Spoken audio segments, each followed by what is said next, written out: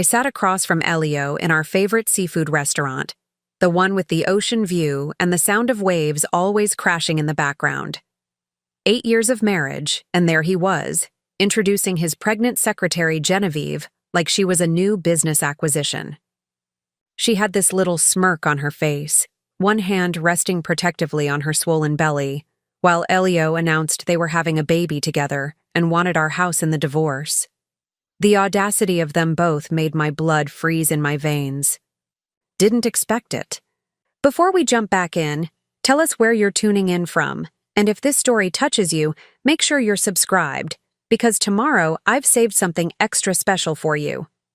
Not the pregnancy announcement, not her smirk, not the way Elio reached across the table to take her hand so possessively. He'd always been ambitious, sure, but this was a new level of betrayal even for him. The evening light caught Genevieve's diamond bracelet as she sipped her sparkling water, acting like she hadn't just destroyed someone's marriage. Next, to her sat Elio, all polished in his tailored suit that I'd picked out and paid for last Christmas, his expression a mixture of defiance and guilt. The restaurant hummed around us, waiters gliding between tables, glasses clinking, laughter from nearby diners, all oblivious to the bomb that had just been dropped at our table. Genevieve kept touching her stomach, a theatrical reminder of what was supposedly growing inside her. Elio's baby, their future, the end of mine. "We think it's best to be honest about this," Elio said, his voice steady like he was presenting quarterly figures to the board. "Genevieve is 4 months along. We want to start our family in the house. It's perfect for raising children." Our house. The one I'd designed room by room, the one my grandmother's inheritance had paid for, the one I'd spent 3 years renovating. While Elio was working late, apparently with Genevieve bent over his desk, I looked at her more closely now, this woman who'd been my husband's assistant for 2 years. She wasn't extraordinary, just younger, her brown hair highlighted with expensive caramel streaks, her nails professionally manicured, her maternity dress probably purchased with the credit card I'd added Elio's name to. She met my gaze without flinching, that insufferable smirk still playing on her lips. "How convenient," I said, keeping my voice low, measured. "And you're certain the baby is Elio's?" Her smirk faltered for a split second. Just a tiny crack in her composure, but I caught it. Elio stiffened beside her. "Of course it's mine," he snapped, defensive, too defensive. "We've been careful about documentation." Documentation. Like, this was another contract he was negotiating. I wondered what kind of documentation they had. A home pregnancy test? A doctor's visit? Certainly not a paternity test. Not yet, anyway. I picked up my wine glass, a 2015 Cabernet that cost more than Genevieve's shoes, and took a slow sip. The restaurant suddenly felt too warm, too crowded, but I refused to show a single crack in my composure. 8 years with Elio had taught me that showing weakness only invited predators. "I see," I said finally, setting my glass down carefully. "And you're telling me this now because we want to be fair," Genevieve interjected, her voice syrupy sweet. "Elio says you're reasonable. We want to avoid a messy divorce. If you'll agree to let us have the house, we can divide the other assets however you want." The house was worth $3.8 million in today's market. The other assets she so casually dismissed were worth perhaps half that. Everything else was in my name anyway. Not that they knew that. Elio nodded, leaning forward. "It's the sensible solution, Candace. You don't need all that space. We're going to need the rooms for the nursery and maybe more children later." I almost laughed at his presumption. More children. As if the one they were dangling in front of me was legitimate. As if their relationship would last long enough for more children. As if I would ever give them my house. Instead of laughing, I took another sip of wine and studied them both. Elio in his expensive suit, Genevieve, with her hand still protectively on her belly, both of them so certain they had me cornered. They thought I would crumble, scream, cry, beg, anything to give them the upper hand in what they assumed would be an emotional negotiation. They didn't know me as well as they thought. "When did it start?" I asked, more to observe their reactions than to actually learn the answer. Elio shifted uncomfortably. "Candace, does that really matter now?" "Humor me." Genevieve's smile tightened. "About a year and a half ago, it just happened. Just happened. Like a car accident or a summer storm. Not a series of deliberate choices, day after day for 18 months. I nodded slowly, absorbing this confirmation of what I'd already suspected. The late nights, the business trips that seemed unnecessary, the way he'd positioned his computer, screen away from me when I brought him coffee in his home office, and the baby is due August 15th, Genevieve said promptly, her hand making another circular motion on her stomach. I did the math quickly. 4 months along meant conception in December. The week Elio was supposedly at a finance conference in San Diego. The same week I'd tracked his phone to a hotel just 30 minutes from our house. The waiter approached, sensing the tension at our table, but professional enough to ignore it. "Would anyone care for dessert?" he asked, his voice deliberately cheerful. "No," I said, my eyes never leaving Elio's face. "Just the check, please." The waiter nodded and retreated. Across from me, Elio and Genevieve exchanged a look. Relief that this uncomfortable dinner was ending, certainty that they'd delivered their ultimatum successfully. I reached for my purse, a sleek leather Hermes that had been a gift to myself when I'd closed my first major client for the firm. Elio had complained about the extravagance at the time. Now I understood it wasn't the price tag that bothered him. It was my success.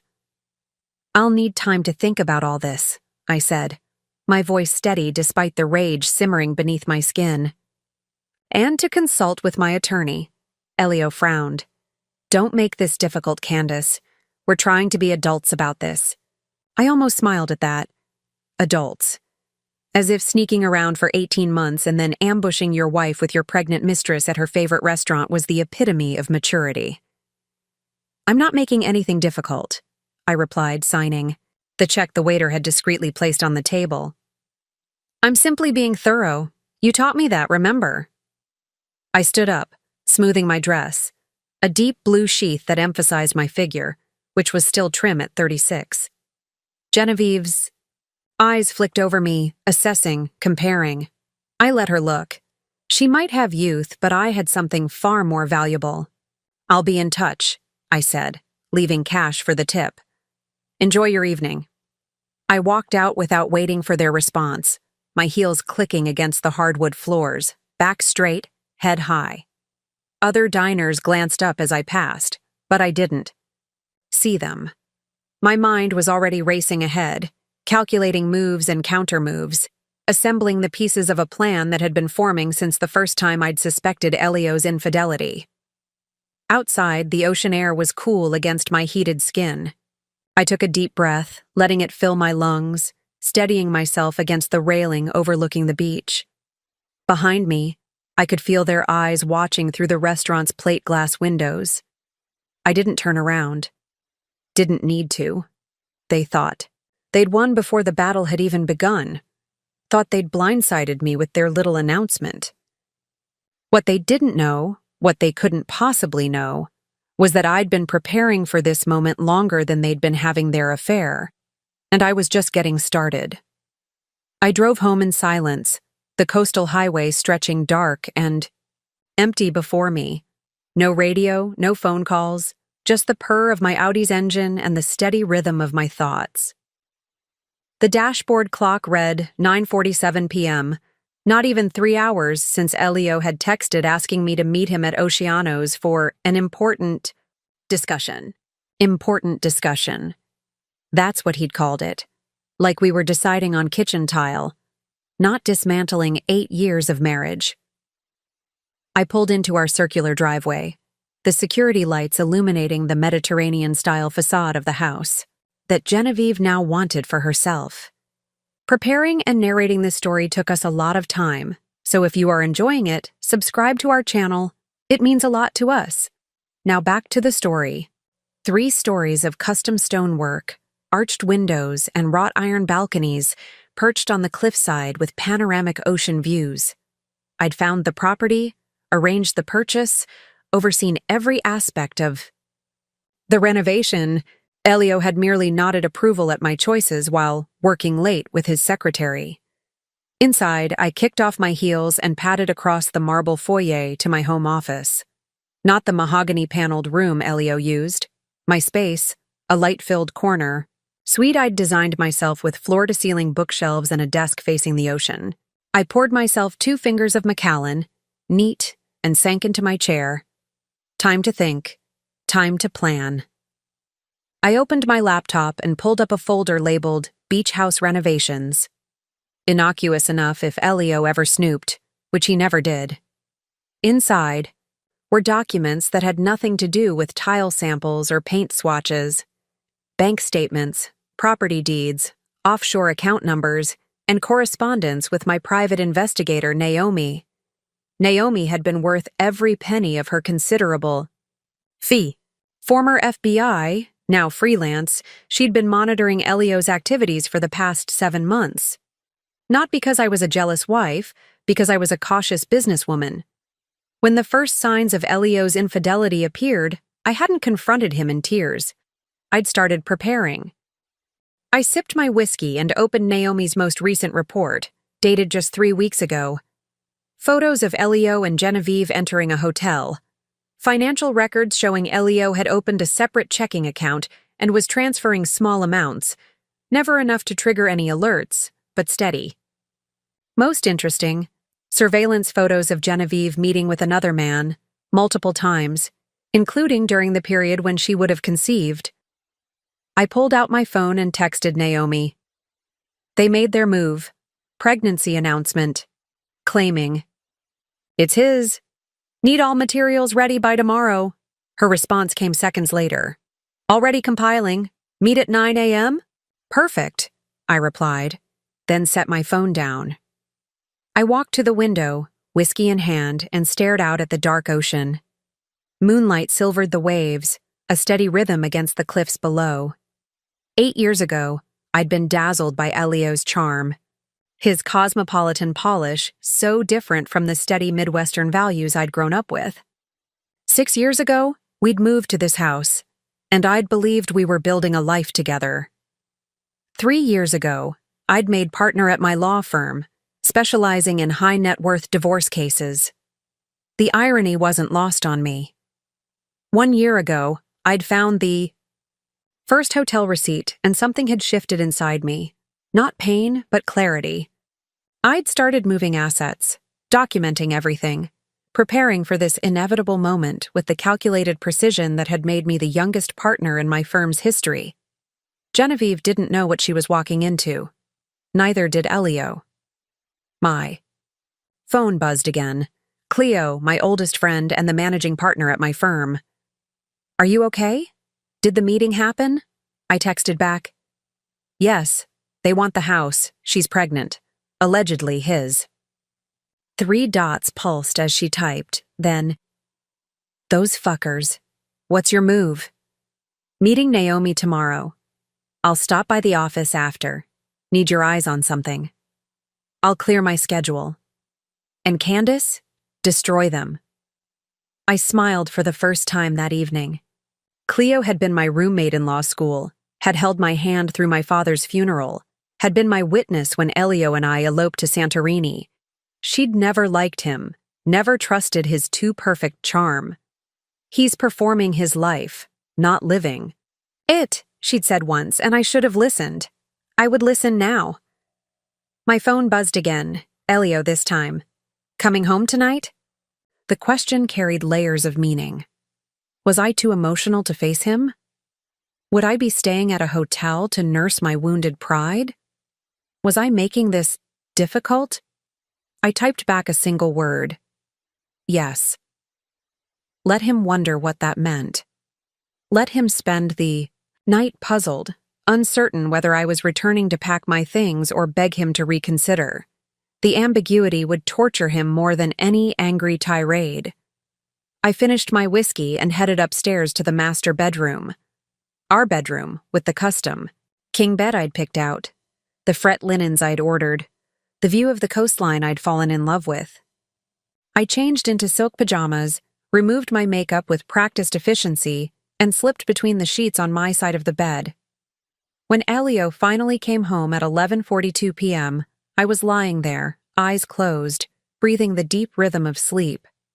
I felt him pause in the doorway, watching me, heard his cautious steps across the carpet, sensed his confusion at finding me there, peaceful, unmoved by his bombshell announcement. He'd expected tears, screaming, a confrontation. Instead, he got silence, and silence unsettled Elio more than anything else. He slipped into the bathroom and I heard the shower running. When he finally came to bed, he stayed on his edge, careful not to cross the invisible boundary between us. I maintained my steady breathing, giving him nothing. In the darkness, I focused on the plan forming in my mind. Not revenge, that was too emotional, too messy. This was strategy, pure and surgical. Elio had taught me its importance during our early years together, when he was still mentoring me rather than undermining me. "Never let them see your next move," he'd said once, explaining how he'd outmaneuvered a rival for a promotion. "Keep your cards hidden until you're ready to win the whole game." I'd learned that lesson well, too well for his own good.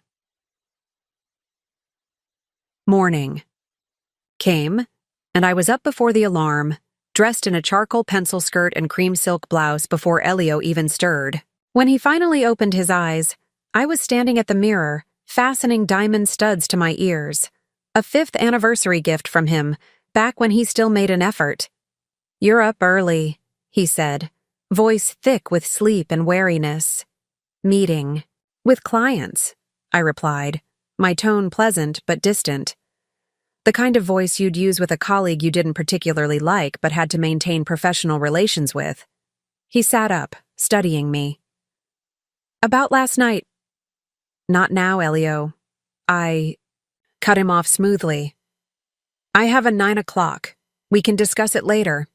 Before he could respond, I picked up my briefcase and walked out, leaving him sitting in bed, baffled by my composure. The small victory energized me as I drove to meet Naomi, the first step in taking back everything Elio and Genevieve thought they'd claimed. The glass-walled conference room at my law firm offered a panoramic view of the city skyline, but no one was admiring the vista. Across the polished mahogany table sat Elio, his posture rigid in his Italian suit, and Genevieve, wearing a cream maternity dress that strained to look professional.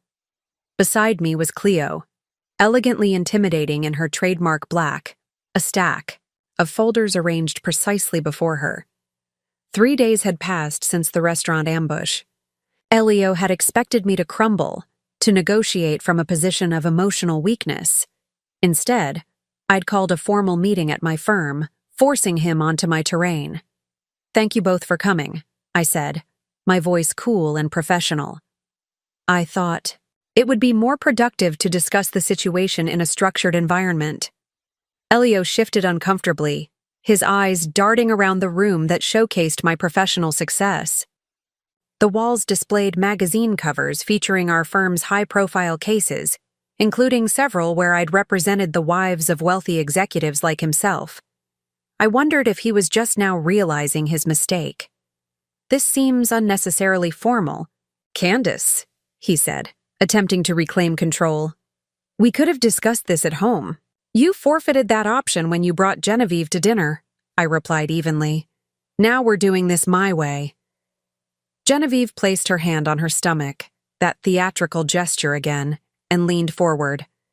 "We're just trying to be practical. A baby changes everything."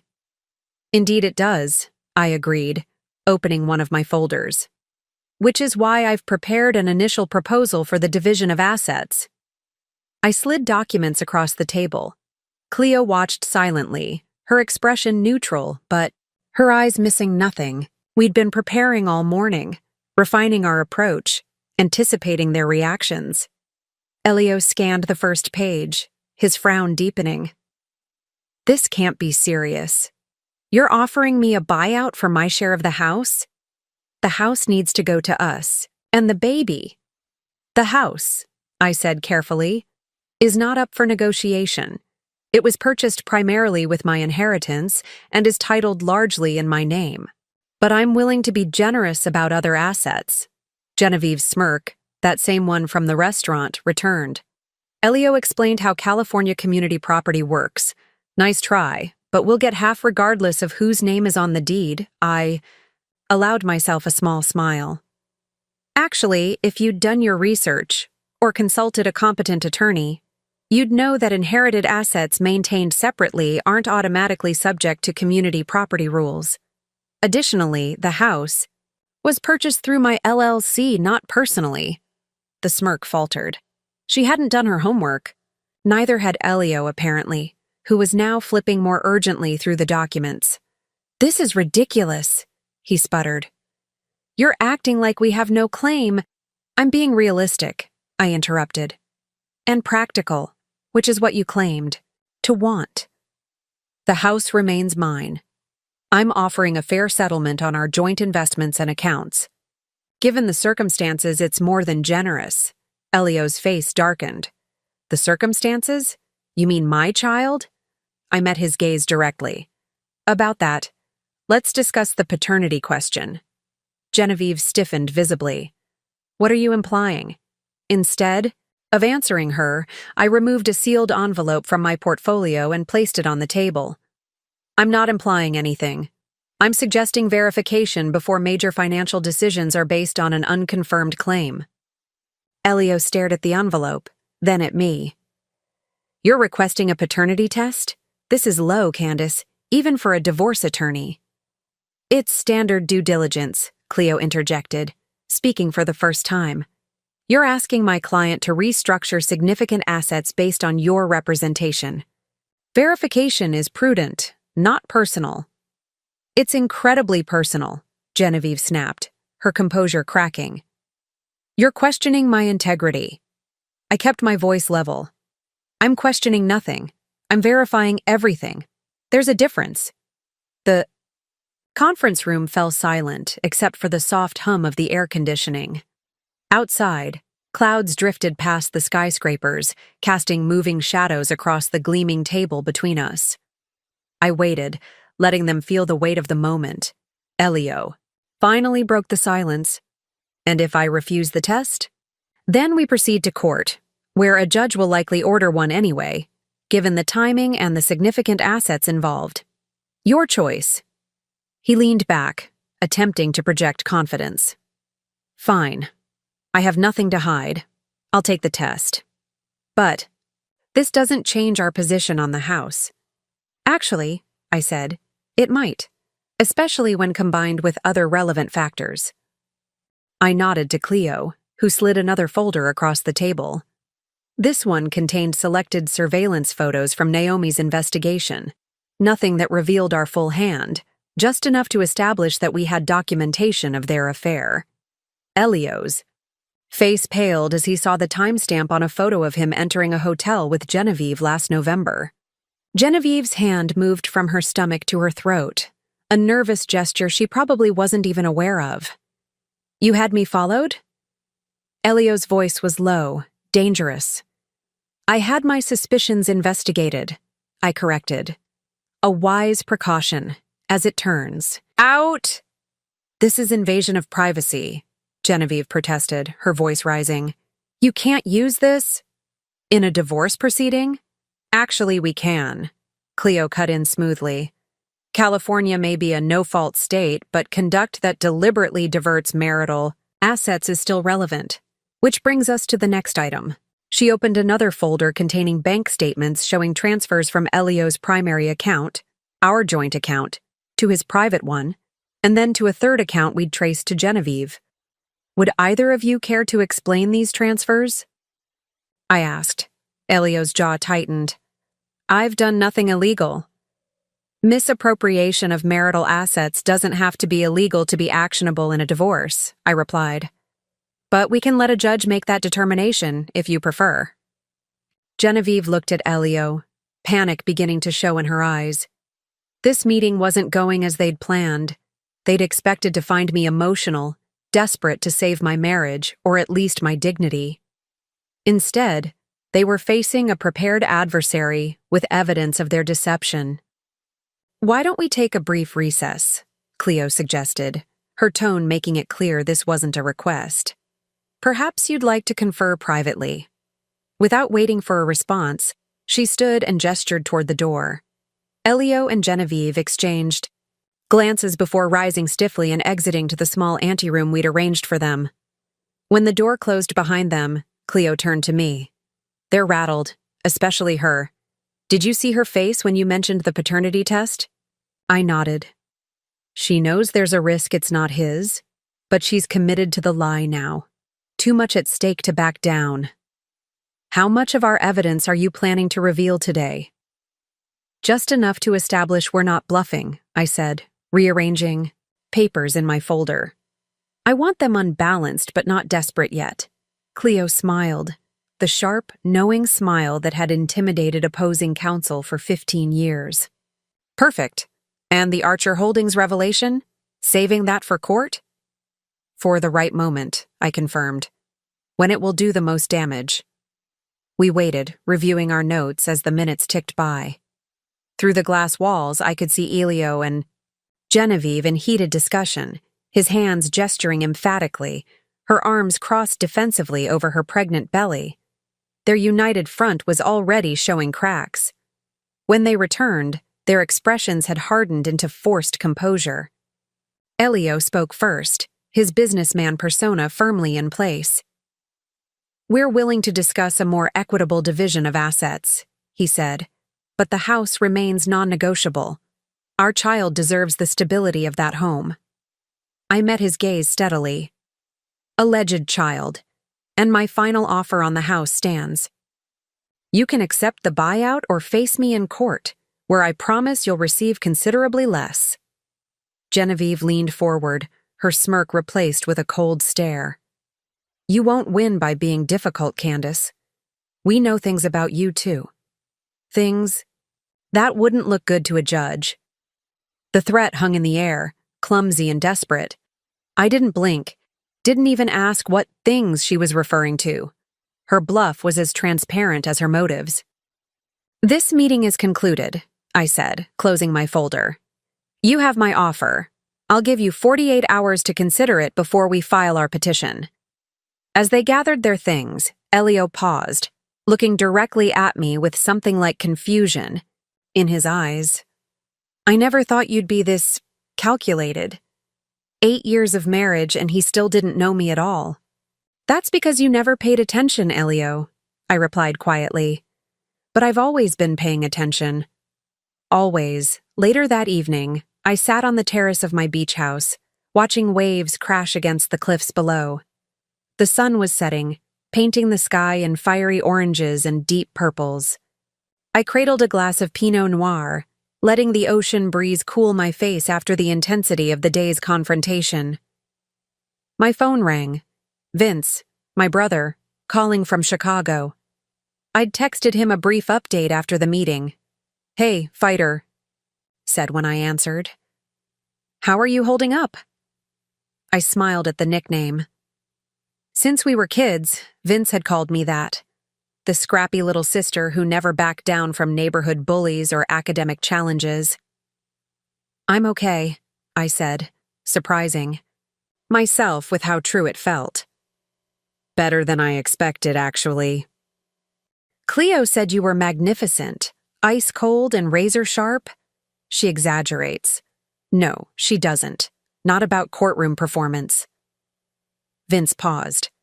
"Remember Dad's advice?" I closed my eyes, feeling the familiar pang whenever we mentioned our father. Arthur Morris, the straightforward Midwestern attorney who'd raised us with equal parts warmth and unwavering principles after our mother died. He'd passed away 2 months before my wedding to Elio, a wedding he'd had quiet reservations about. No, more, prepare harder, and never show your full hand at once, I quoted. Exactly. Dad would be proud of how you're handling this. Would he? I wondered. Or would he be disappointed that I'd ignored the subtle warnings he'd tried to give me about Elio? The gentle questions about Elio's family background, his career trajectory, his convenient explanations for why his parents couldn't attend our small wedding. You're thinking about what he said at the hospital, aren't you? Vince asked, always intuitive about my thoughts. I was. During those final days, when the cancer had taken most of his strength but none of his clarity, Dad had held my hand and said, "Be careful with this one, fighter. He looks at you like you're an achievement, not a partner." I'd dismissed it as the protective concerns of a dying father.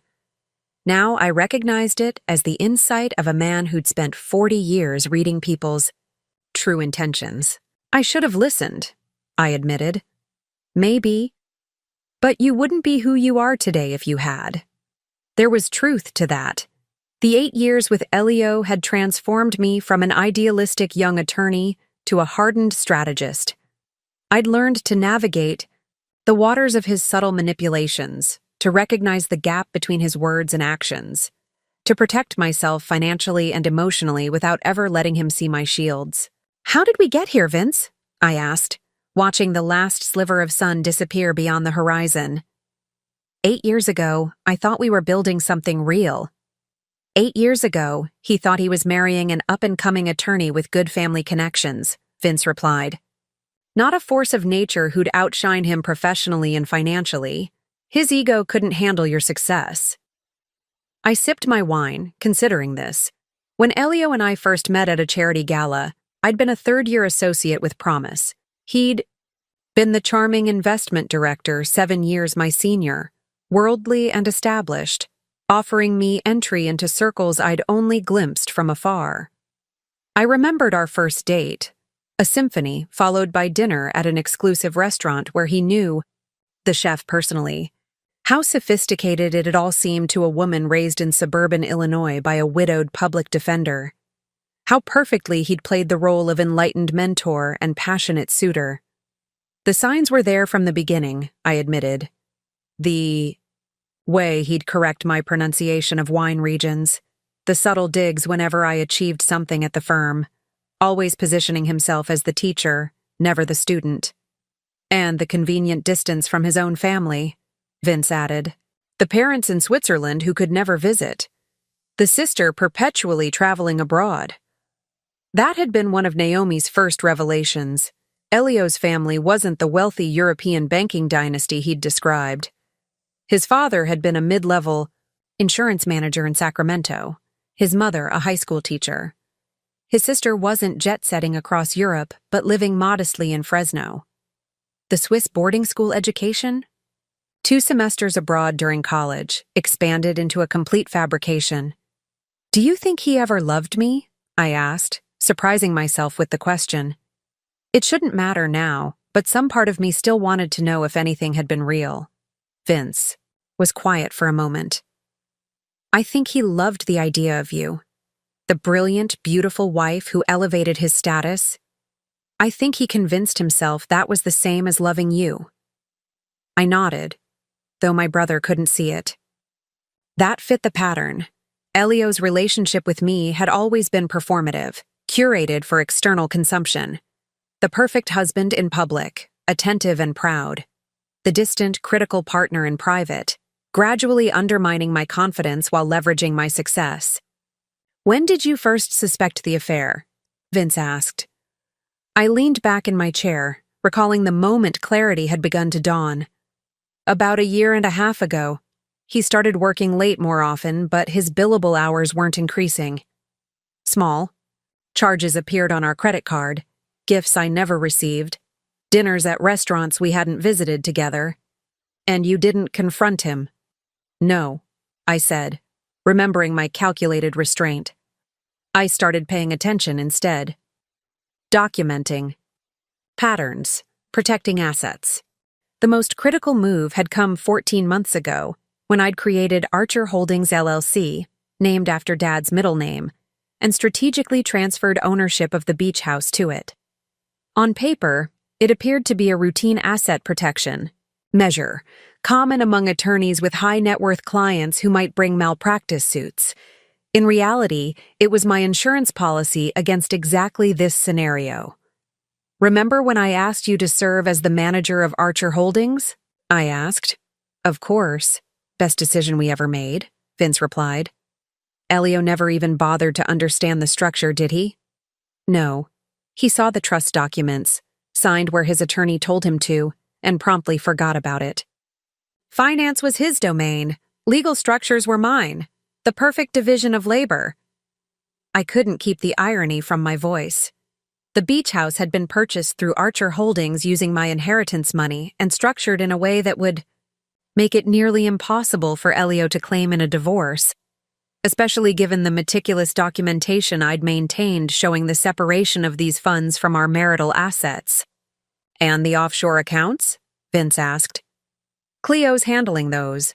3-tier verification required, and Elio's name isn't on any of the paperwork." We fell silent for a moment, the weight of the past and present hanging between us across the phone. My mind wandered to the small moments that had accumulated over the years. Elio's dismissive comments about my boring legal work, his insistence that I attend his corporate events while finding excuses to miss my firm's celebrations, his gradual withdrawal of emotional support as my professional star rose. "You know what the strangest part is?" I said finally. "I'm not even angry anymore. I'm just clear. Like I've been looking through a fogged window for years and someone finally wiped it clean." "That's not strange," Vince replied softly. "That's healing beginning. Dad always said the opposite of love isn't hate, it's indifference." After we hung up, I remained on the terrace, watching stars emerge above the darkened ocean. The house around me, the house Genevieve thought she could claim through Elio, stood solid and immovable on its cliff, just as I intended to remain. Tomorrow would bring the next phase of my strategy.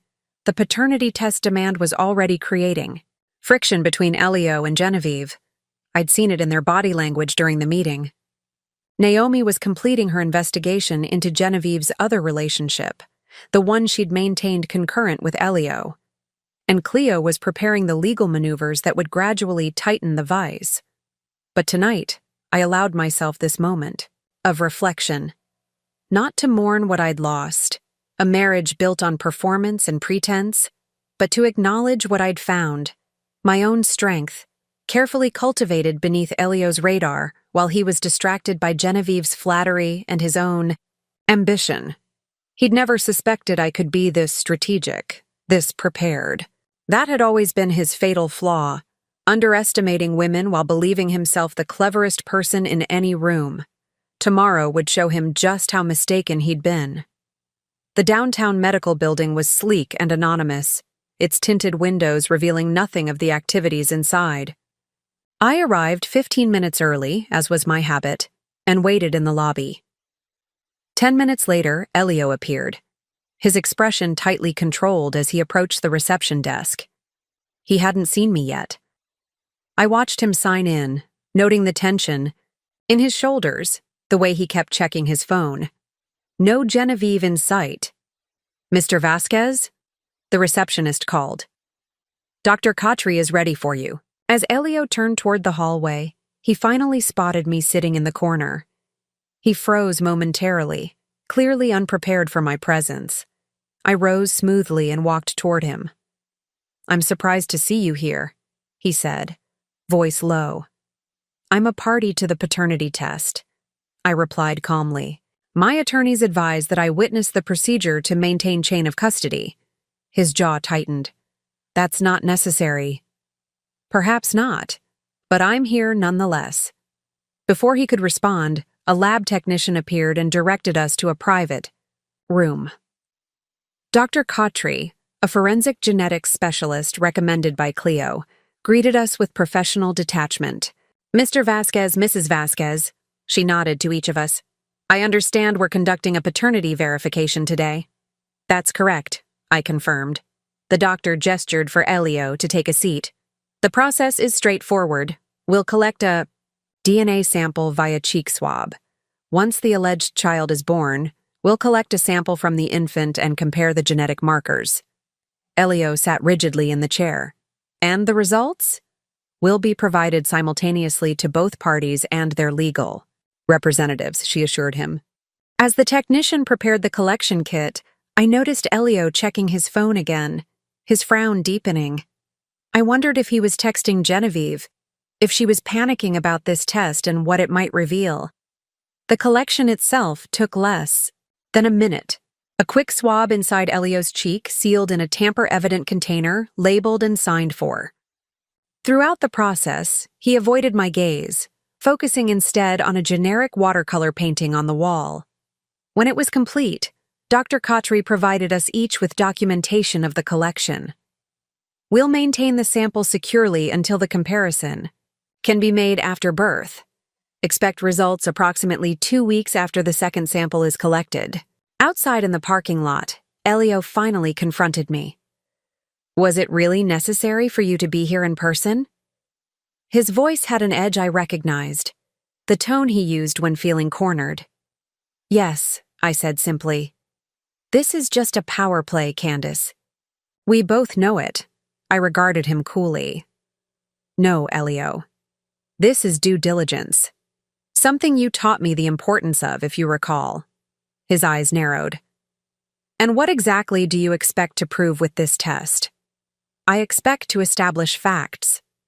Whether the child is yours or not doesn't change my position on the house, but it might change yours, or Genevieve's. He stepped closer, lowering his voice, though no one was nearby. You think she's lying about the baby? I met his gaze steadily. I think verification is prudent before life-altering decisions are made. Flicker of doubt crossed his face, just a momentary crack in his certainty, but I caught it. He was considering the possibility for perhaps the first time. Genevieve wouldn't, he began. Wouldn't what? Lie to secure her future?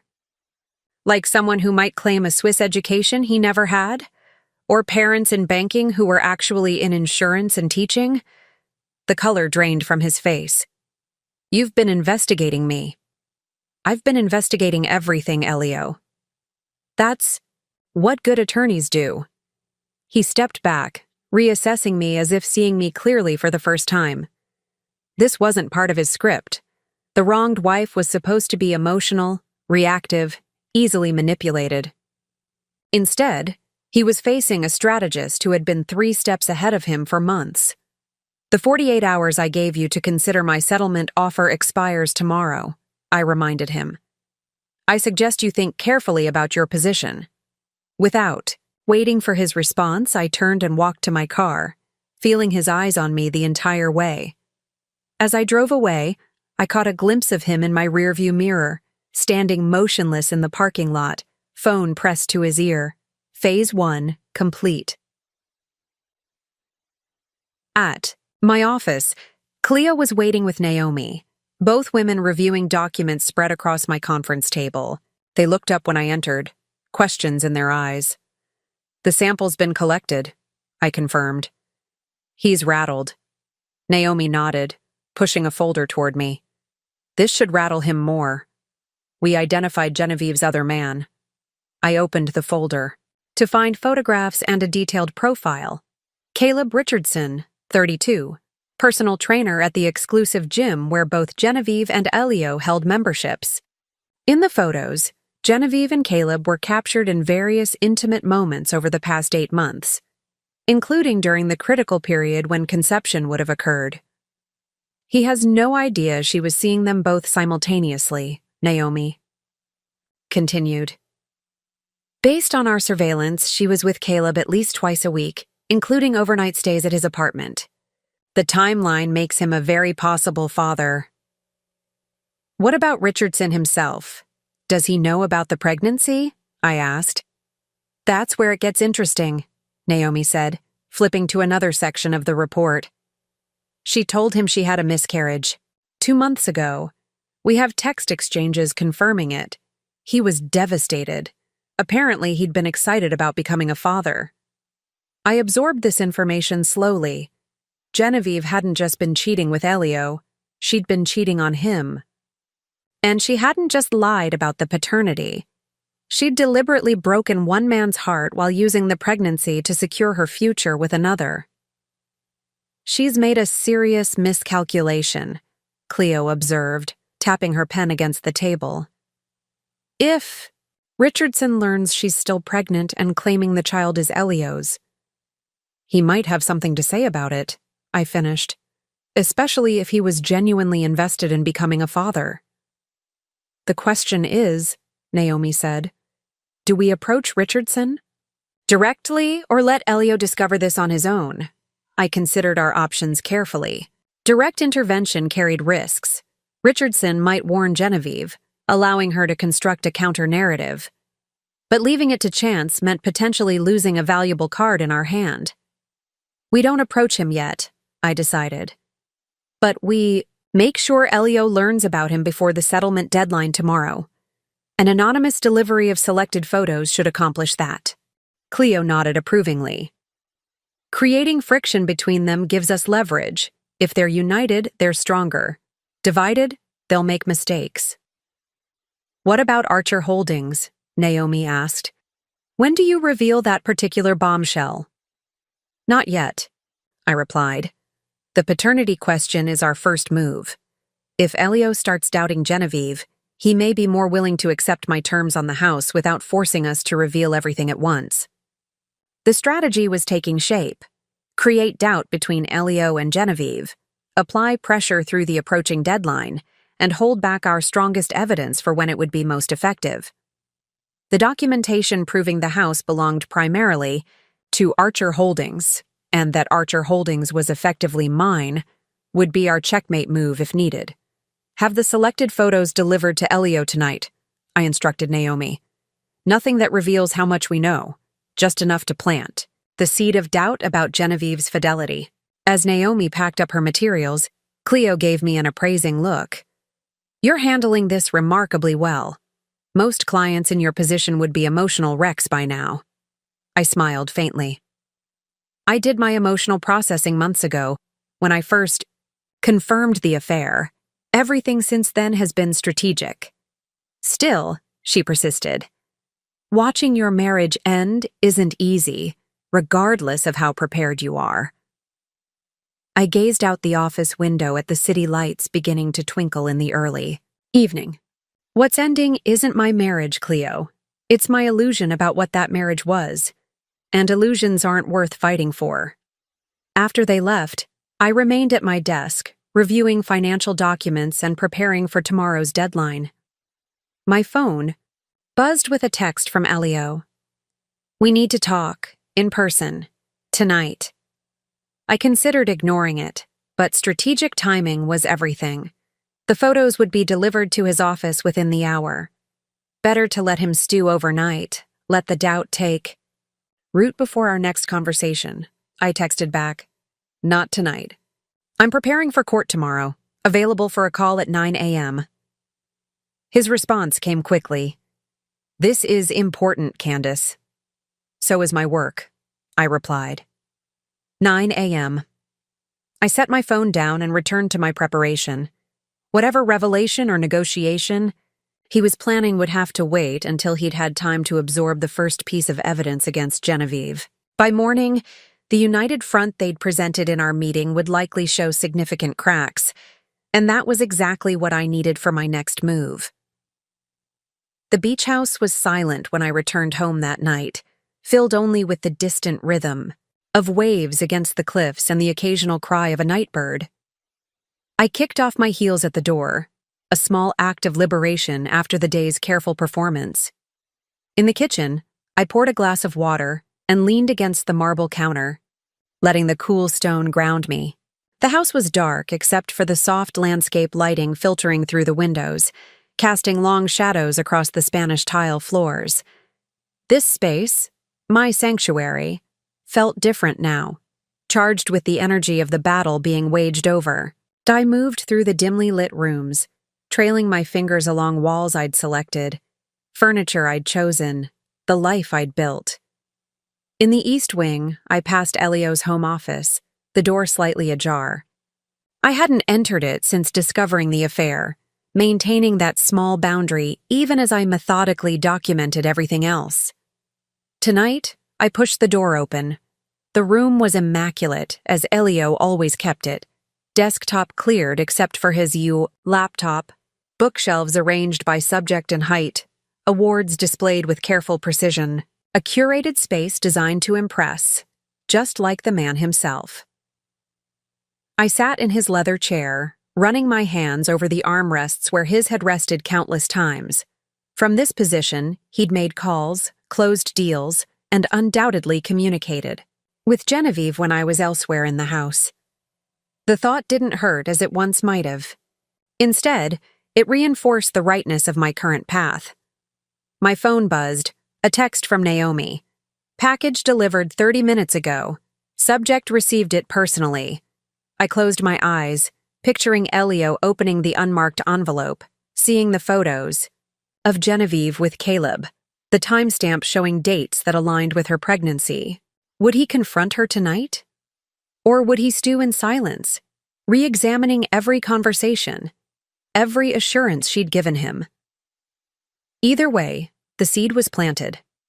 I left his office and continued to my private study, the one room in the house that was entirely mine. Unlike Elio's performative space, mine was actually lived in. Books with broken spines piled on side tables, legal pads filled with notes, family photos including one of Dad and me at my law school graduation, his proud smile, now a treasured memory. I settled at my desk and opened my laptop, pulling up the secure folder where I kept my divorce strategy documents. The settlement offer I'd presented was calculated to seem reasonable while protecting what mattered most, the house and my controlling interest in Archer Holdings. Elio didn't yet know that Archer Holdings wasn't merely a legal entity that owned our house. It was the cornerstone of my personal wealth management strategy, containing not just this property but several others, plus investment accounts I'd built largely with my partnership distributions and inheritance. On paper, Elio had a minor interest in Archer, a deliberate decision I'd made years ago to prevent exactly the situation we now faced. His 5% stake was dwarfed by the 70% I controlled directly, and the 25% managed by Vince as trustee. More importantly, the operating agreement contained a morality clause, a detail buried in legal language Elio had signed without reading carefully, that would activate if a member engaged in conduct detrimental to the company's interests. Conduct. Like, for instance, documented infidelity with a company employee. Genevieve had been briefly contracted to help organize Archer's files last year, a strategic move on my part that Elio had barely noticed. That temporary employment established the necessary connection for the morality clause to apply. I hadn't revealed this card yet.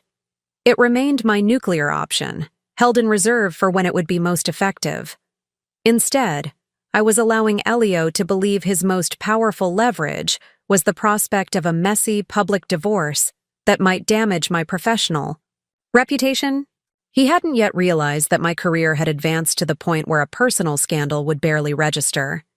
If anything, demonstrating my strategic handling of my own divorce would likely attract more high-net-worth clients to my practice. My phone rang, interrupting my thoughts. Elio's name flashed on the screen. I let it go to voicemail, curious what urgency had prompted him to call after I'd already declined a meeting. The voicemail notification appeared moments later. I played it on speaker, filling my quiet study with his voice. "Candace, I need to speak with you tonight. It's about Genevieve." A pause, then his voice dropped lower. "I have questions, important ones. Call me back." The doubt had taken root, faster than I'd anticipated. Good. I didn't call back. Instead, I sent a brief text. "As I said, 9 a.m. We can discuss everything." Then, setting the phone aside, I returned to my preparation. Tomorrow's conversation would require perfect balance, enough pressure to leverage his new doubts about Genevieve, without revealing how much I already knew, or what evidence I still held in reserve. In the stillness of my study, surrounded by the artifacts of my true self, not the carefully maintained persona of Elio's perfect wife, I felt a profound sense of clarity. For years, I'd constructed protective barriers around my assets while maintaining the appearance of transparent partnership. Now those preparations were proving their worth. The irony wasn't lost on me. Elio had married me believing he was acquiring a valuable asset, only to discover I'd been the one safeguarding myself against him all along. Tomorrow would bring the next phase of our confrontation. Tonight, in solitude, I refined my strategy and prepared for battle. At precisely 9 a.m., my office phone rang. I let it ring twice before answering, keeping my voice professionally neutral. "Candace Morris, we need to meet in person." Elio's voice was tight, controlled, but with an underlying urgency I hadn't heard before. "Not over the phone." "I'm in. Depositions until noon," I replied, though my morning was actually clear. Making him wait was strategic. It would amplify whatever doubts the photographs had planted. "I can meet you at 1 o'clock at the Capitol Grill." "Noon," he countered, "at the house. This is private." I paused, considering. Meeting at the house gave him home field advantage, but it also presented opportunities. Fine, noon. When I arrived, Elio's car was already in the driveway. I entered using my key, noting with satisfaction that he hadn't changed the locks. A small but telling sign he wasn't completely confident in his position. I found him on the terrace, standing with his back to the door, hands gripping the railing, as he stared out at the ocean. He didn't turn when I stepped outside, though he must have heard me. "Beautiful day," I observed, keeping my tone casual.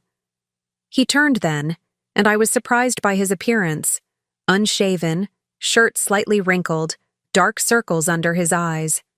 Elio, who had once returned from a red-eye flight and still changed clothes, before an important meeting, looked disheveled. "Is it true?" he asked without preamble. "About Genevieve and this trainer?" I set my purse down on the table and regarded him steadily. "You tell me. You received some information, I gather." "Don't play games, Candace." His voice rose slightly. "Did you have her followed?" "I had several matters investigated as part of my due diligence." "What exactly did you receive?"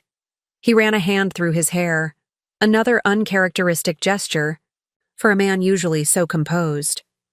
"Photos, her with another man, dates that—" He stopped, jaw working. "Dates that coincide with when she would have gotten pregnant." I nodded slightly, neither confirming nor denying my involvement. "That does raise questions. Did you know? When you demanded the paternity test, did you already know she was seeing someone else?" I moved to the railing beside him, looking out, at the view we'd once admired together. "What I knew or suspected isn't relevant, Elio. What matters is verification. If the child is yours, the test will confirm it. If not—" He turned to face me fully. "She swears it's mine. Says the other relationship was over before she got pregnant." "And you believe her?" His silence was answer enough. Doubt had firmly taken root. "Where is Genevieve now?" I asked. "At her apartment." "We disagreed about how to handle this." I allowed myself a small smile. "I imagine she wasn't thrilled about you questioning the paternity." "She was furious," he admitted.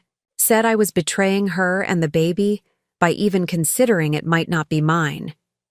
"Classic deflection," I observed. When confronted with evidence, attack the person asking questions rather than addressing the evidence itself.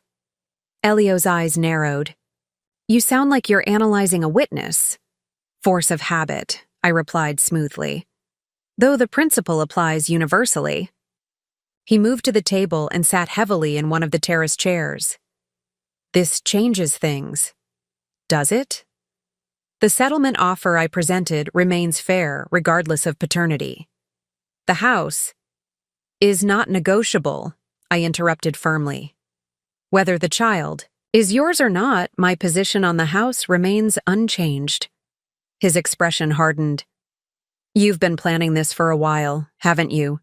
You weren't surprised by the affair, by Genevieve's pregnancy announcement. You were ready.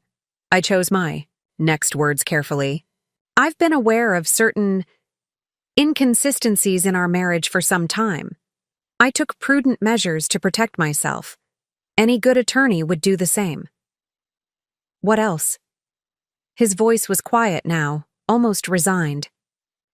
What else have you been preparing? That I don't know about? This was the opening I'd been waiting for, the moment to reveal just enough of my hidden advantage to shift the power dynamics decisively, without showing my full hand. Archer Holdings, I said simply. His brow furrowed in momentary confusion, then cleared as recognition dawned. The LLC that owns this house.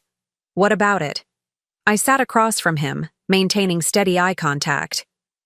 You hold a 5% interest in Archer. I control 70%. The remaining 25% is managed by Vince as trustee. He stared at me, processing this information. That can't be right. When we set it up, you said it was just a liability protection measure. Equal ownership. I said it was for asset protection. And you signed the operating agreement without reading it carefully. Page 17, Section 4.3 outlines the ownership structure quite clearly. The color drained from his face as reality began to sink in. You can't do this. Community property laws don't apply to assets properly segregated before and during marriage. I finished for him. My inheritance funded the purchase of this house through Archer. The paper trail is impeccable. You've been playing me all this time, he said, anger finally breaking through his shock. No, Elio. I've been protecting myself. There's a difference. I leaned forward slightly. And there's more. Page 32, Section 7.8 contains a morality clause. Members who engage in conduct detrimental to the company's interests can be compelled to sell their interest back at a predetermined rate. What conduct? Documented infidelity with a company employee would qualify. His confusion returned. Genevieve never worked for Archer. She did, briefly. Last summer, organizing our corporate files. You signed the authorization for her temporary contract. Another document you apparently didn't read carefully. The realization hit him visibly. Not just that he could lose the house, but that he could lose his entire 5% stake in what he now understood was a substantial holding company. This is why you've been so calm, he said slowly. You already knew you had me cornered. I prefer to think of it as being prepared, I replied. My settlement offer stands until 5 p.m. today. It's generous, considering the circumstances. You receive fair value for your stake in our joint investments, plus a cash payment that would allow you to purchase a very nice home elsewhere. What you don't get is this house or any increased claim on Archer Holdings. I stood, picking up my purse. The choice is simple, Elio. Accept my offer and move forward with your life, with or without Genevieve, depending on what the paternity test reveals. Or fight me in court, where I'll be forced to present evidence. That would likely damage your professional reputation considerably more than mine. You think you've won, he said, his voice flat. I paused at the terrace door. This isn't about winning, it's about consequences. You made choices repeatedly for over a year. Now you're facing the results of those choices. As I walked through the house toward the front door, I heard him call after me. Candace, wait. I didn't turn back. The seed of doubt about Genevieve was now compounded by the revelation about Archer Holdings. The pressure would build over the coming hours as he contemplated his increasingly limited options. By 5 p.m., I expected his surrender. I'd barely returned to my office when Cleo appeared in my doorway, her expression a mixture of excitement and concern. Elio just called Arthur Walsh, she said without preamble. My stomach tightened slightly. Arthur Walsh was one of the city's most aggressive divorce attorneys, known for scorched earth tactics and astronomical fees. That Elio had contacted him suggested he wasn't ready to surrender as easily as I'd anticipated. "How do you know?" I asked, gesturing for her to close the door. "Caleb Richardson called Naomi," Cleo explained, taking a seat across from me. "Genevieve reached out to him this morning, panicking about the photos. He was furious when he learned she'd lied about the miscarriage and is now claiming the baby is Elio's. Apparently, he's been monitoring her calls since then, using some app they'd previously installed on each other's phones. And he heard her conversation with Elio about Walsh? Yes. She convinced Elio that the only way to fight fire with fire was to hire the most ruthless attorney possible, regardless of cost. I processed this information carefully. She's desperate. The paternity question threatens everything she's been planning. Exactly, Cleo agreed. And Richardson wants to help us. He feels used, manipulated, wants to establish paternity himself. This was an unexpected development, a potential ally emerging from the very complication Genevieve had created. What exactly is he offering? DNA evidence. He has a hairbrush of hers from when she stayed at his apartment, plus texts discussing their sexual relationship during the conception window. He's willing to submit his own DNA to establish paternity once the baby is born. I tapped my fingers. On the desk, considering our options. Walsh will advise Elio to reject our settlement offer and prepare for court. That gives us approximately 3 hours before our deadline. We need to bring in reinforcements, Cleo said firmly. This was always a possibility. She was right. While I'd hoped Elio might accept defeat after learning about Archer Holdings, I'd prepared for escalation. Now it was time to activate the full extent of our strategy. Call Vince and have him fly in immediately, I instructed. As Archer's trustee, his physical presence adds weight to our position. Then contact Judge Winters. It's time to call in that favor. Cleo nodded, already making notes. What about the Fisher documentation? Have it ready, but hold it in reserve.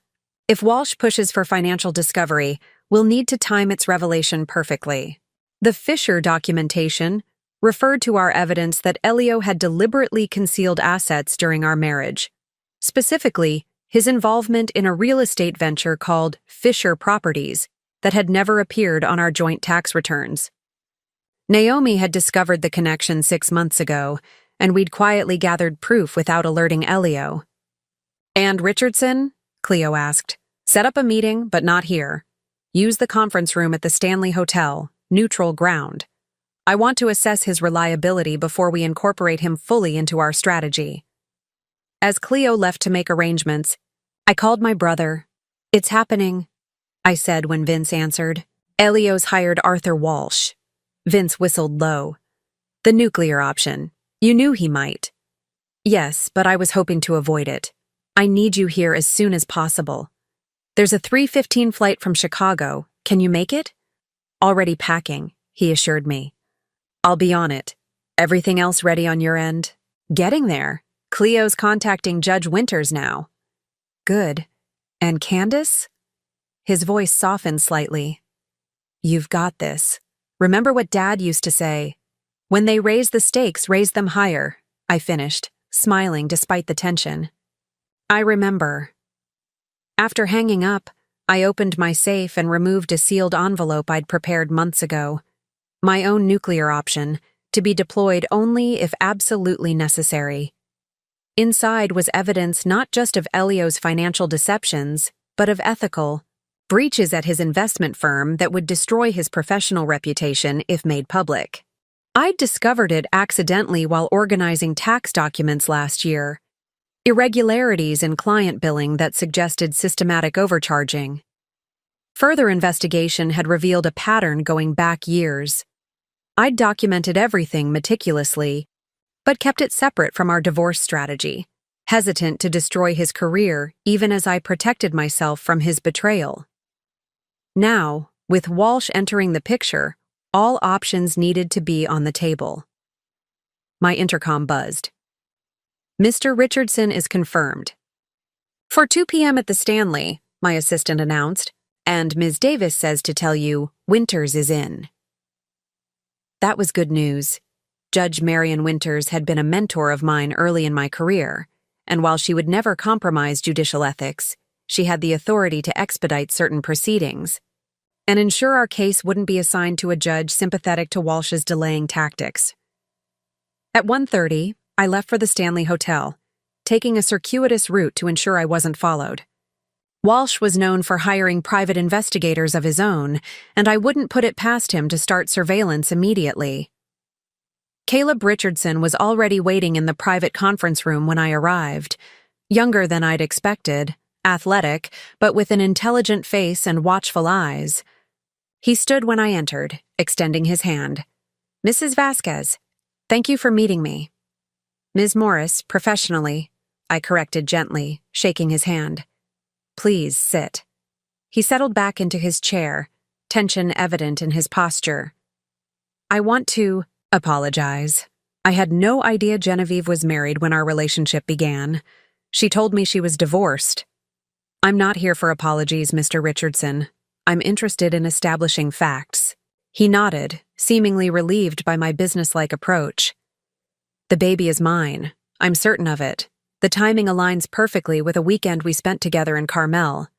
Genevieve told me she'd stopped taking birth control because it was affecting her hormones."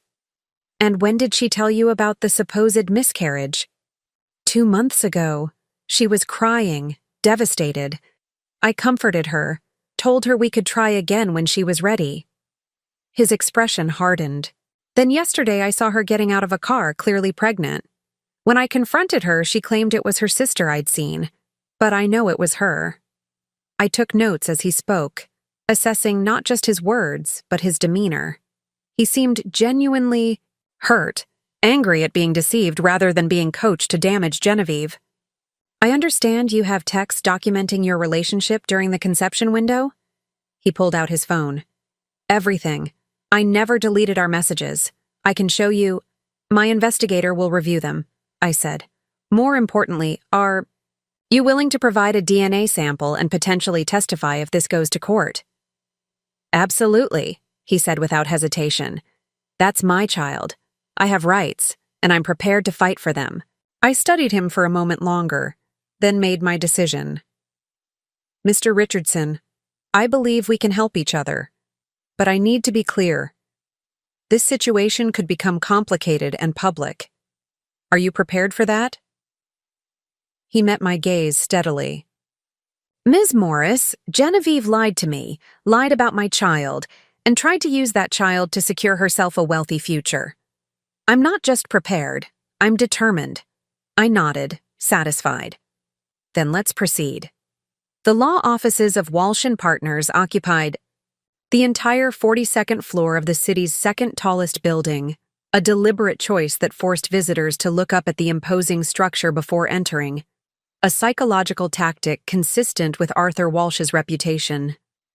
At precisely 10 a.m. the following morning, I stepped out of the elevator into the marble-floored reception area, Cleo and Vince flanking me like guards. The settlement deadline had come and gone with no response from Elio, confirming he'd chosen Walsh's combative approach over my structured resolution. Now we were walking into the lion's den at Walsh's invitation, a preliminary discussion that would undoubtedly be designed to intimidate. I was dressed for battle in a tailored charcoal suit, understated diamond studs in my ears, hair pulled back in a sleek chignon. Cleo wore her trademark black, while Vince, who had arrived late the previous night, projected confident authority in navy blue. We made a formidable trio, deliberately avoiding the flashier appearance Walsh typically favored with his custom Italian suits and French cuffs. The receptionist, a polished young woman with a practiced smile, greeted us. "Ms. Morris, Ms. Davis, Mr. Morris, Mr. Walsh is expecting you. This way, please." She led us down a corridor lined with abstract art pieces that had clearly been selected for their price tags rather than aesthetic value. Another Walsh intimidation tactic, showcasing the wealth of his practice and, by extension, the expense of opposing him. The The conference room door opened to reveal Arthur Walsh himself, standing at the head of a massive table. He was shorter in person than he appeared in his carefully staged media photos, but his presence remained commanding, silver-haired, impeccably, dressed with the practiced smile of a great white shark. "Candace," he said, using my first name deliberately. "Thank you for coming. I've heard remarkable things about your work." I didn't correct his familiarity, recognizing it as another small power move. "Arthur, it's been a while." We had crossed paths at legal conferences, but never directly opposed each other in court, a fact we both knew might change soon. Behind Walsh stood Elio, wearing what I recognized as his board meeting expression, tight-lipped confidence designed to mask anxiety. To my surprise, Genevieve sat beside him, dressed conservatively in a navy maternity dress, her hand possessively on his arm. Their united front had apparently been reconstructed overnight. "Please, sit." Walsh gestured grandly to the chairs opposite, his position. As we settled, I noted the strategic arrangement. Walsh had positioned Elio and Genevieve slightly behind him and to his right, subtly establishing himself as the primary adversary, while using my husband and his pregnant mistress as emotional leverage. "I appreciate your agreeing to this meeting," Walsh began, his voice carrying the smooth cadence of a practiced orator. "I believe in exploring amicable solutions before positions become entrenched." The irony of this statement from a man whose career was built on contentious divorces wasn't lost on me, but I maintained a neutral expression. "I'm always open to reasonable discussion," I replied. Walsh smiled, the expression not reaching his eyes. "Excellent. Then let's address the elephant in the room, your positioning regarding the marital home. Elio has explained your creative interpretation of the property's ownership structure." "It's not an interpretation, Arthur. It's documented fact. Archer Holdings owns the property, and Archer's operating agreement clearly establishes the ownership, percentages, and conditions." Walsh waved his hand dismissively. "Corporate veils are pierced every day in family court, as you well know, particularly when they appear to have been created with the specific intent of shielding marital assets. Archer Holdings was established as a legitimate asset protection vehicle 4 years ago, well before any marital issues arose," Vince interjected smoothly. "As trustee, I can confirm that all filings and operations have been meticulously maintained." Walsh turned his attention to my brother, eyes narrowing slightly. "Mr. Morris, your role as trustee while also being the brother of one party presents obvious conflicts of interest." "Not according to California trust law," Vince replied calmly. "The statutory requirements for trustee independence specifically exempt family relationships when properly disclosed in the formation documents, which they were." This exchange was precisely why I'd wanted Vince physically present. His intimate knowledge of the trust structure allowed him to counter Walsh's legal challenges with confidence. Walsh shifted tactics, turning his attention to Cleo. "Ms. Davis, surely you recognize that the court will look unfavorably on such obvious attempts to circumvent community property principles." "What I recognize," Cleo responded coolly, "is that properly segregated separate property remains separate property under California law. The house was purchased with Ms. Morris's inherited funds, which were never commingled with marital assets. The paper trail is immaculate." Throughout this exchange, Elio remained silent, though I could see tension building in his jaw. Genevieve, however, leaned forward, her practiced composure slipping. "This isn't just about property law," she said, her hand moving to her stomach in that theatrical gesture I'd come to despise. "This is about a child's future, about family." I met her gaze directly. "A child whose paternity has yet to be established." Her eyes flashed with anger. "You're still pushing that angle? After everything Elio and I have built together?" "Evidence suggests there are legitimate questions," I replied evenly. "Questions that will be resolved by the pending paternity test." Walsh stepped in smoothly, placing a restraining hand on Genevieve's arm. The paternity matter will be addressed in due course. For now, let's focus on establishing temporary arrangements while these issues are resolved. He slid a document across the table, his counter-proposal to my settlement offer. I didn't reach for it immediately, letting the moment stretch. Before we discuss counteroffers, I said, I should inform you of a development. Mr. Caleb Richardson has come forward claiming paternity of Genevieve's child. He has provided substantial evidence of their relationship during the conception period and has volunteered his DNA for comparison testing. The effect was immediate. Genevieve's face drained of color, while Elio turned to her with barely contained fury. Walsh, ever the professional, maintained his composure, but I caught the momentary tightening of his grip on his pen. Unsubstantiated. Claims are easily made, Walsh replied after a beat. If this individual wishes to pursue a paternity action, he can file the appropriate paperwork. He already has, Cleo interjected, sliding a copy of Richardson's filing across the table. This morning, Judge Winters has been assigned to the case. Walsh's eyes narrowed at the mention of Judge Winters. He'd lost several high-profile cases in her courtroom, a fact well known in legal circles. This changes nothing about our position on the house, he said firmly. I smiled slightly. Perhaps not, but it does raise interesting questions about the foundation of your client's claims regarding family stability, doesn't it? The first confrontation was set. The pieces were in motion, and Walsh was beginning to realize he might have underestimated his opponent. The courtroom was hushed as Judge Winters surveyed the assembled parties over her reading glasses. After 2 weeks of legal maneuvering following our meeting in Walsh's office, we had arrived at the preliminary hearing that would set the tone for the entire divorce proceeding. Walsh had filed emergency motions seeking temporary possession of the beach house for Elio and Genevieve, citing the impending birth and need for stability. We had countered with our own filings revealing the Archer Holdings structure and requesting summary judgment on the property issue. Now we sat before Judge Winters, Walsh, Elio, and Genevieve on one side, Cleo, Vince, and I on the other. In the gallery behind us sat Caleb Richardson, his presence a silent reminder of the paternity question hanging over the proceedings. I've reviewed the filings from both parties, Judge Winters began, her voice carrying the measured cadence of 30 years on the bench. Before addressing the property matters, I'll first rule on Mr. Walsh's motion to exclude evidence related to Archer Holdings LLC on the grounds that it constitutes fraudulent conveyance of marital assets.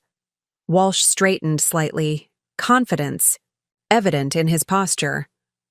This was the cornerstone of his strategy. If he could convince the court that Archer had been created to shield marital assets, the entire structure would collapse. Motion denied, Judge Winters stated flatly. The confidence drained from Walsh's expression. The documentation provided by respondent clearly establishes that Archer Holdings was formed for legitimate asset protection purposes, funded primarily with separate property inherited funds, and maintained with proper corporate formalities throughout the marriage. Mr. Walsh, the court will not entertain further arguments on this matter unless you provide substantive evidence of commingling or corporate irregularities. I kept my expression neutral, though beneath the table, Cleo gave my knee a brief, affirming squeeze. Judge Winters continued, regarding temporary possession of the property at 7421 Cliffside Drive, the court finds that title is held by Archer Holdings LLC, in which respondent maintains controlling interest. Petitioner's request for temporary possession is therefore denied. Elio's face darkened as he leaned over to whisper urgently to Walsh, who silenced him with a sharp gesture. Furthermore, Judge Winters added, adjusting her glasses, given the pending paternity action filed by Mr. Richardson, this court is not persuaded by arguments regarding familial stability as justification for property allocation at this time. Genevieve's hand flew to her throat, the theatrical gesture now transformed into genuine distress. The carefully constructed narrative she'd created, the devoted mother-to-be seeking security for her child, was unraveling before her eyes. Judge Winters fixed her gaze on Walsh. "Counselor, your emergency motion for temporary support in the amount of $20,000 monthly is similarly denied. The court sees no evidence that petitioner lacks sufficient resources to maintain himself during these proceedings." Walsh attempted to interrupt. "Your Honor, if I may—" "You may not, Mr. Walsh." Judge Winters cut him off firmly. "I'm not finished. This court has concerns about the pattern of apparent attempts to leverage an unconfirmed pregnancy for financial gain. These tactics do not reflect well on your client's credibility." The shift in the courtroom was palpable. The power dynamic had reversed completely. Walsh, who had entered with the swagger of predatory confidence, now sat rigidly in his chair, options diminishing by the second. Elio stared straight ahead, his board meeting mask cracking to reveal the fury beneath. And Genevieve, her hand still at her throat, darted glances between Elio and Caleb Richardson in the gallery. The precariousness of her position suddenly, devastatingly clear. In one 15-minute ruling, the advantage had shifted decisively.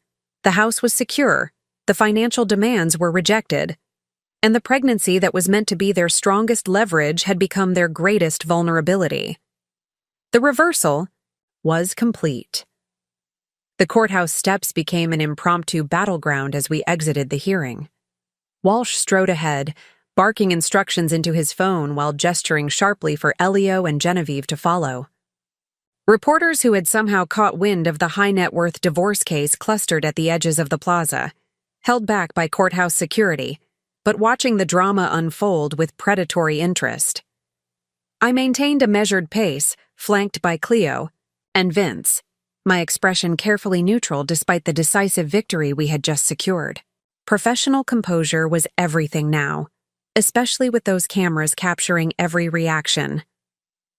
As we reached the bottom of the steps, Genevieve suddenly broke away from Elio and Walsh, turning to confront me directly. Her face was flushed. With a combination of fury and fear, her pregnancy-swollen features contorted with emotion. "You think you've won?" she hissed, stepping close enough that I could smell her expensive perfume. "This isn't over, not even close." I regarded her calmly. "Ms. Parker, I suggest you rejoin your attorney. This isn't the venue for this conversation." "Don't tell me what to do," she snapped, loud enough that heads turned in our direction. "You've been planning this humiliation for months, sending investigators after me, building your little trap." "Genevieve." Elio had noticed her absence and doubled back, grabbing her elbow with barely concealed anger. "Not here, not now." She yanked her arm away from him. "Don't touch me. This is your fault too. You promised me this would be simple, that she'd just roll over and give us what we wanted." The raw desperation in her voice created a momentary bubble of silence around us, the courthouse traffic seeming to pause as her words hung in the air. In that silence, I caught Caleb Richardson's gaze from where he stood nearby, watching the scene unfold with grim satisfaction. "Ms. Parker," I said quietly, "your quarrel isn't with me. It's with the choices you've made." "My choices?" She gave a bitter laugh. "What about yours? Playing the perfect wife while secretly getting ready to destroy him. At least I was honest about what I wanted." Elio's face darkened further. "Genevieve, enough. You're making a scene." "A scene?" Her voice rose higher. "You think I care about a scene after what just happened in there? We've lost everything." Walsh appeared then, moving with surprising speed for a man his age. "Both of you now," he commanded, physically inserting himself between Genevieve and me. "Car's waiting. We need to regroup." As he shepherded them away, I could hear their heated exchange continuing. Genevieve's accusations, Elio's terse responses, Walsh's attempts to impose order. The united front they'd presented in the courtroom was dissolving rapidly under the pressure of defeat. Cleo touched my arm lightly. "Car's here. Let's go." I nodded, turning away from the spectacle of my husband and his mistress imploding in public. As we walked toward the waiting town car, a reporter broke through the security line, thrusting a microphone in my direction. "Ms. Morris, how do you respond to allegations that you set a trap for your husband?" I paused briefly, considering whether to engage. Cleo gave me a warning look, but I had prepared for this possibility. "There was no trap," I replied, my voice calm and clear. "Only consequences." Without waiting for follow-up questions, I slid into the back seat of the car, Cleo and Vince following quickly. As we pulled away, I caught a final glimpse of Elio, watching our departure with a mixture of fury and dawning comprehension. The man who had believed himself clever enough to orchestrate my humiliation was only now truly understanding what he was up against. In the privacy of the car, Vince finally allowed himself a satisfied smile. "Dad would have been proud of you. In there. Perfect composure." "It's not over," I reminded him, though I permitted myself a small smile in return. "Walsh won't give up easily." "No," Cleo agreed, already checking messages on her phone. "But his position is considerably weaker now, and from the looks of that scene on the steps, his client's solidarity is fracturing quickly."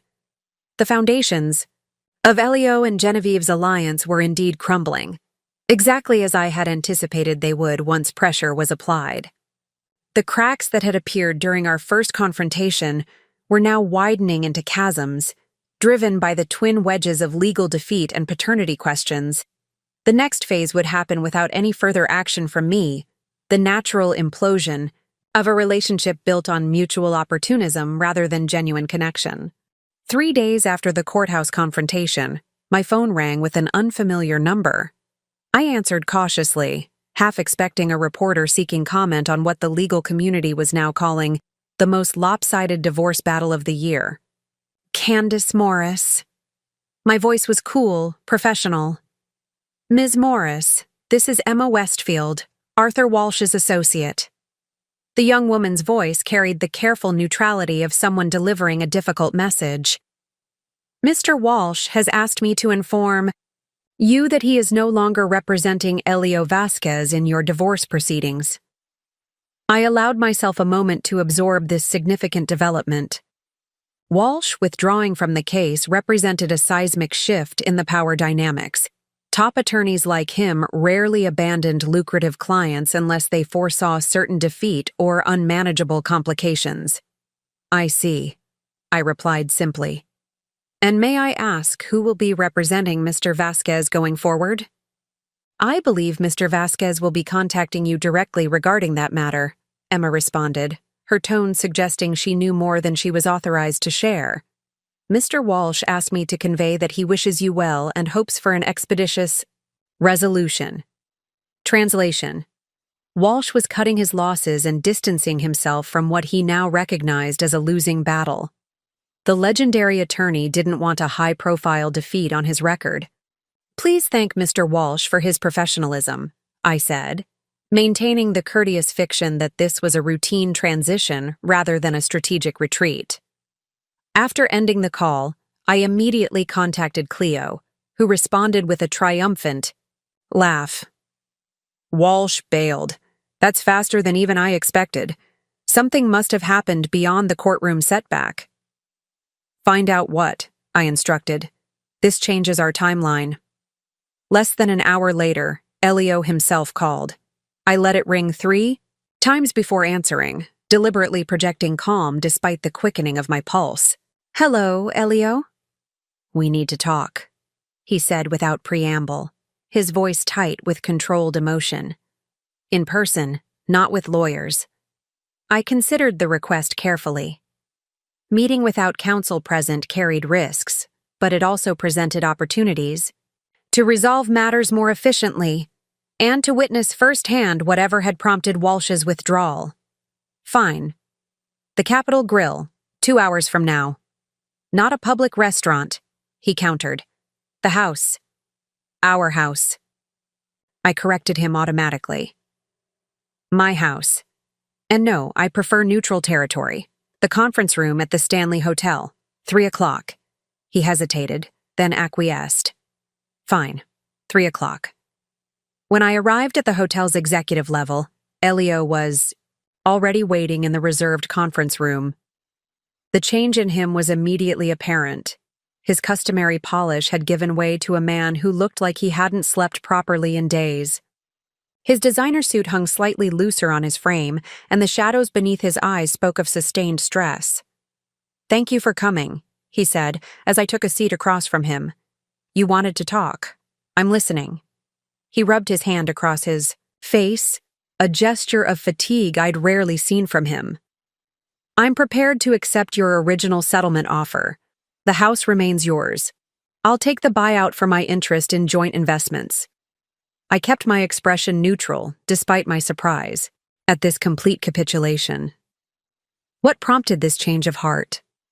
Last I saw, you and Walsh were determined to fight for half of everything. "Genevieve lied to me," he said bluntly. "About everything. The baby. It's not mine." The admission hung in the air between us. I waited, sensing there was more. She confessed after the hearing. Said she'd been seeing Richardson continuously throughout our relationship. Said she targeted me because of my financial position. He gave a bitter laugh. Apparently, I was the better prospect for long-term security. I see. I kept my voice even, though part of me wanted to ask if he appreciated the irony of being used in precisely the way he had used me. "I just want this over," he continued. "No more court, no more lawyers, no more public spectacle. I'll sign whatever you want." I studied him, noting the defeat in his posture, the resignation in his eyes. This was the man who had once commanded rooms with his confidence, who had planned my humiliation over brunch with his pregnant mistress. Now he sat before me, broken by the very scheme he had engineered. "I'll have Cleo draw up the final papers," I said, rising from my seat. "We can complete this by the end of the week." As I gathered my purse, he looked up at me, a question in his eyes. "How long have you known? About Genevieve and Richardson?" I paused, considering my answer carefully. Long enough to be prepared. It was the only explanation he would get, the only one he deserved. The signed divorce papers sat on my desk, the final period at the end of an 8-year sentence I hadn't realized I was serving. Elio's signature looked different somehow. Smaller, less assertive than the bold strokes he'd once used to sign business deals and anniversary cards. The dissolution was complete, finalized with remarkable speed once he'd surrendered his claims and accepted my terms. I hadn't felt triumph when he signed, just a quiet sense of completion. There was no victory lap, no celebration, only the gentle closing of a door that had been ajar too long. Outside my office window, the city continued its endless rhythm, oblivious to the personal earthquakes that shook individual lives. 3 weeks had passed since the courthouse confrontation, yet it felt both like yesterday and a lifetime ago. Time had taken on a strange elasticity since then, stretching and compressing according to rules I couldn't quite grasp. A knock at my door pulled me from my thoughts. Cleo entered without waiting for a response, a habit born from years of friendship that preceded our professional relationship. "It's official," she said, dropping into the chair across from me. Genevieve moved out of Elio's condo yesterday. According to Naomi's sources, she's temporarily living with her sister while she negotiates child support with Richardson. I nodded, absorbing this information without particular emotion. "And Elio?" "Accepted the position in Chicago. He leaves next week." Cleo studied me carefully. "How do you feel about that?" It was a good question, one I'd been asking myself since learning Elio had taken a job across the country, as far from our shared history as geography would allow. Did I feel vindicated? Relieved? Some lingering attachment that his departure would finally sever? "I feel nothing," I admitted, surprising myself with the truth of it. Not happiness, not sadness, just clarity. Cleo nodded as if she'd expected this answer. That's healing. Real healing, not the Instagram version. I smiled slightly at her characteristic bluntness. No inspirational quotes about rising from ashes? Please, she scoffed. You didn't rise from ashes. You navigated a storm you saw coming from miles away and emerged completely dry while everyone else drowned. The metaphor was apt enough to draw a genuine laugh from me, perhaps my first since this ordeal began. It felt strange, unfamiliar, as if my face had forgotten the proper configuration. For honest amusement. What now? Cleo asked after my laughter subsided. The house is secured, the divorce is final, Elio is leaving town. What does Candace Morris do next? I turned to look out the window again, considering the question. For so long my focus had been singular: protect myself, secure what was mine, navigate the end of my marriage with strategic precision. I hadn't allowed myself to think beyond that immediate horizon. I don't know, I admitted. And that's okay, I think, not knowing. Cleo raised an eyebrow. The Candace Morris I know always has a plan. Maybe this Candace Morris needs to learn how to live without one for a while. My phone buzzed with a text from Vince. Dad's fishing cabin is still available if you need space to decompress. Keys where they always were. Our father's small cabin in the mountains. A simple, rustic retreat where he'd taken us fishing as children, where he'd taught us patience and perspective alongside how to bait hooks and clean catches. I hadn't been there since before his death, avoiding the memories it held. Now, suddenly, it seemed like exactly what I needed. Actually, I said, showing Cleo the message, I think I do have a plan. At least for the next week or two. She read the text and smiled. Perfect. The firm will survive without you for a while. As Cleo left, I ran my fingers lightly over the signed divorce papers one last time. There was paperwork to file, final notifications to send, practical matters to address. But those could wait a few days. For the first time in longer than I could remember, I had no strategic objective to pursue, no adversary to outmaneuver, no position to defend. I had only myself, and the unfamiliar freedom to decide what came next. That evening, I packed a small bag with casual clothes, books I'd been meaning to read for years, and simple necessities. No tailored suits, no case files, no legal briefs. As I locked the beach house, my house, indisputably now, I paused to watch the sunset cast golden light across the ocean. The view was unchanged, but my perspective had shifted. Tomorrow, I would drive to the mountains, to my father's cabin, to quiet and simplicity. Not to hide, but to reacquaint myself with the woman I was beyond strategies and defenses. The woman who had survived and won, but needed now to remember who she was beneath the armor. 6 months later, I stood in the great room of the beach house, surveying the transformation. Gone were Elio's carefully curated art pieces, and the formal furniture he'd insisted matched his vision of executive success.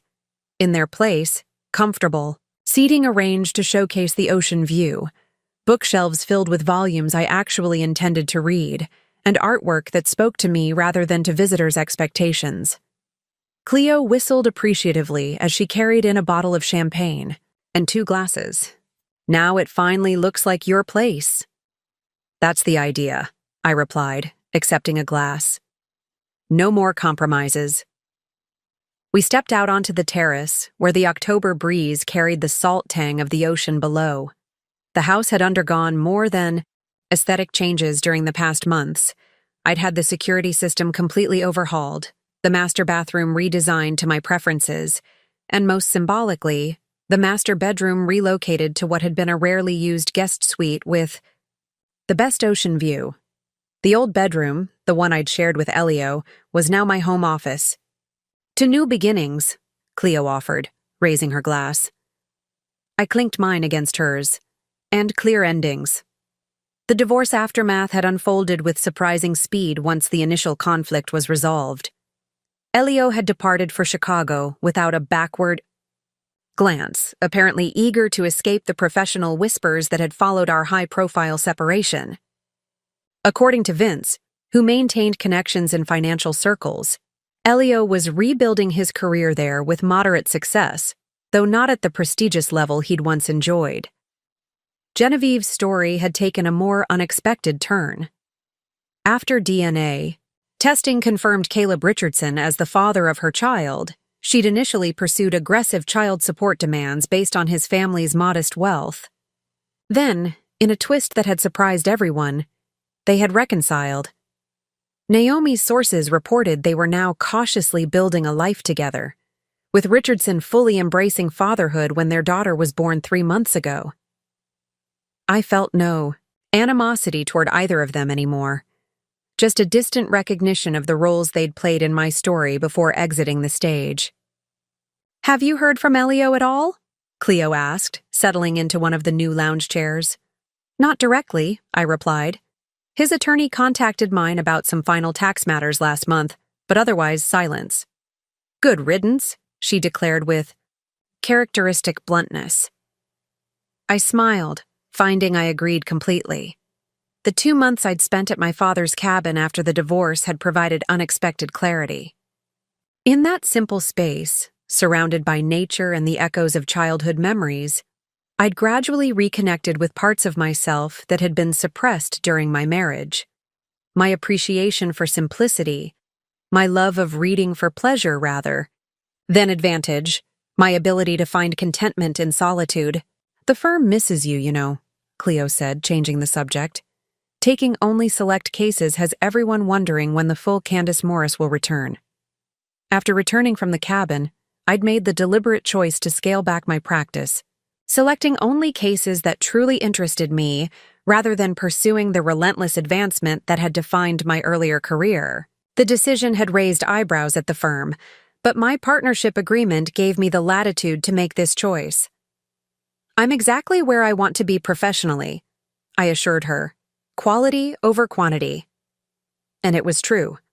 My reduced caseload had allowed me to focus more deeply on each client, to mentor younger attorneys, and most importantly, to reclaim time for myself, time that was now mine alone to allocate. "Speaking of quality," Cleo said, reaching for her phone, "Vince sent me a listing you should see. That property adjacent to your father's cabin, it's coming on the market next month." I took the phone, examining the photographs of the small lakefront lot neighboring my father's mountain retreat. During my stay there, I'd often walked past it, admiring its position and the way the afternoon light filtered through the pines. "Are you thinking what I think you're thinking?" Cleo asked, watching my expression. "Maybe," I admitted. "A second home, completely different from this one. Somewhere with no memories, no history, just possibilities." It wasn't an escape plan or a strategic move. It was simply a choice, one made from desire rather than necessity, from forward momentum rather than reaction. The woman who had entered that seafood restaurant 8 months ago to face her husband and his pregnant mistress wouldn't have recognized this version of herself, not in her newfound comfort with uncertainty, not in her willingness to pursue satisfaction over status, not in her ability to view the beach house as truly hers alone. That transformation, more than the legal victory or financial security, was the true resolution of the conflict Elio and Genevieve had unknowingly initiated.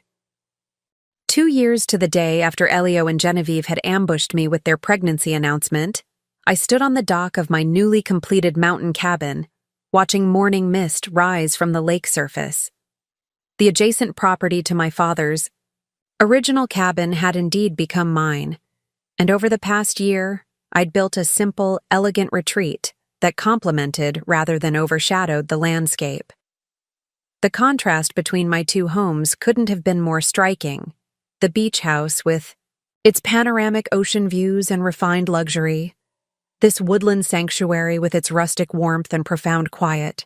Together, they represented the different facets of myself I'd reclaimed and nurtured since the divorce. My phone vibrated in my pocket, a text from Vince. Happy Independence Day, unofficial family holiday. Dad would be proud. I smiled at my brother's commemoration of what had become a private celebration between us, marking not the painful end of my marriage, but the beginning of my authentic life. The reference to our father brought a bittersweet warmth. Arthur Morris hadn't lived to see his warning about Elio proven right, but his wisdom had helped me navigate the aftermath with dignity and strategic clarity. The morning air was cool against my skin as I sipped coffee from a handmade ceramic mug purchased from a local artist. In the distance, a loon called across the water, its haunting voice echoing against the surrounding mountains. This moment, simple, peaceful, entirely mine, felt like the culmination of a journey I hadn't known I was undertaking when I walked into that seafood restaurant 2 years ago. I'd received a wedding invitation last month. Caleb Richardson and Genevieve Parker were formalizing their reconciliation, creating a legal family unit with their daughter, now a toddler. The invitation had surprised me, but I understood the gesture for what it was: acknowledgement of the strange intersection of our lives, and perhaps Genevieve's attempt at amends. I hadn't decided yet whether to attend, but the invitation no longer carried emotional weight, just an interesting footnote in a chapter already completed. Elio remained in Chicago, occasionally appearing in financial news for moderate professional achievements. According to mutual acquaintances, he had recently begun dating someone new, a corporate attorney, ironically enough. I wished them well with genuine indifference. Setting my coffee down, I pulled out the notebook I'd begun keeping during those first reflective weeks at my father's cabin. Its pages charted my evolution from strategic survivor to deliberate creator of my own life. The most recent entry, written last night, contained a quote from my father I'd suddenly remembered while falling asleep.